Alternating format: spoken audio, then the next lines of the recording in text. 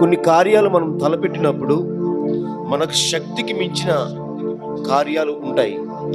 ఆ సమయంలో దేవుడు ఆ శక్తికి మించిన కార్యాలన్నిటిలో మనకి విజయాన్ని అనుగ్రహిస్తాడు. ఈ సమయంలో మనం దేవునితో, శక్తికి మించిన సమరములో